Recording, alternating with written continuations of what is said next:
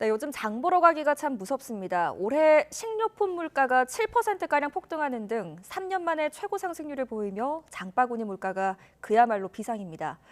국제유가 변동성까지 커지면서 상반기 소비자 물가 2%대 달성 목표가 쉽지 않을 것이란 분석이 나옵니다. 김선희 기자가 취재했습니다. 연일 고공행진하는 과일과 채소값, 장 보러 나가기가 무서울 정도입니다. 1, 2월 식료품 물가지수는 지난해 같은 기간보다 6.7% 올라 3년 만에 가장 높은 상승률을 보였습니다. 물가 상승을 주도한 건 역시 과일입니다.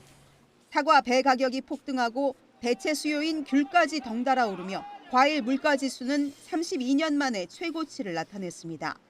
채소도 지난해보다 11.3% 오르며 식료품 물가를 끌어올렸습니다. 요즘은 굉장히 긴장하면서 써요. 카드비가 많이 나오지 않게 좀 시장을 두 번 갈 걸 한 번으로 줄인다든지. 이런 신선식품 물가지수는 지난해 같은 기간보다 무려 20% 급등했습니다.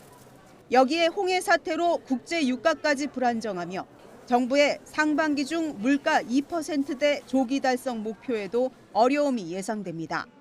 정부는 다음 달까지 농축수산물 지원에 역대 최대인 600억 원을 투입하겠다고 밝혔지만 땜질식 처방이라는 지적이 나옵니다. 할인된 농산물에 대한 수요는 오히려 증가를 해서 그 농산물의 가격이 재상승하는 효과를 얻습니다. 그래서 이러한 정책은 근본적으로 농산물 가격을 안정시키는 것이 아닌 임시 방편적인 정책이고요. 문제는 이번 달에도 과일, 채소 가격이 더 비싸질 수 있다는 겁니다. 지난 1, 2월 일조량이 부족하고 강우량이 많아 작황 부진으로 생산량이 감소했기 때문입니다.